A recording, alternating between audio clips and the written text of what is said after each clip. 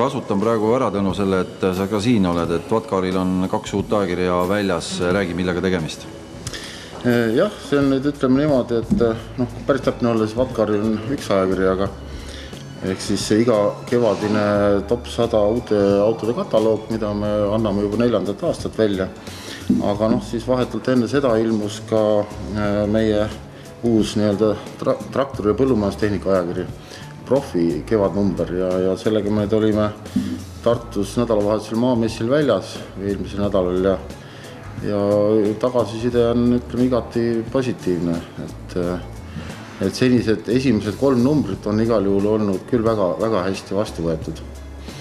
Aga kui nüüd siis Vatkarist rääkida, siis nagu ikka jah, et siin on nagu nüüd üle 100 erineva uudismudeli, mis sel aastal müügil jõuavad ja siin lisaks on siin veel ka mitmeid muid huvitavaid lugusid, näiteks esimest korda me siin analüüsisime seda, et millised autod meeldivad naistele ja tuli välja selline üllatav tõdemus, et selline traditsiooniline arusaam naiste autost ehk siis pisike ja punane absoluutselt enam ei päde.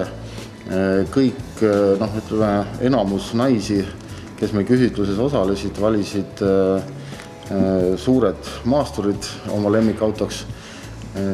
Audi Q7 oli seal esikohal, Volvo XC90 teisel kohal ja nii edasi.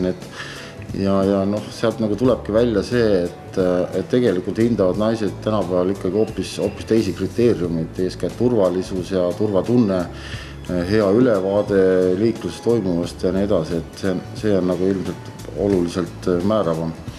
Aga lisaks on siin veel mitmeid proovisõite uudismudelitega, mõned neist väga eksklusiivsed, näiteks siin Honda Civic Type R, mis tegelikult ju veel keegi temaga Eestis vist pea minu sõitnud ei olegi, et ka selline lugu on siin olemas, nii et lugeda on siin nii mõndagi.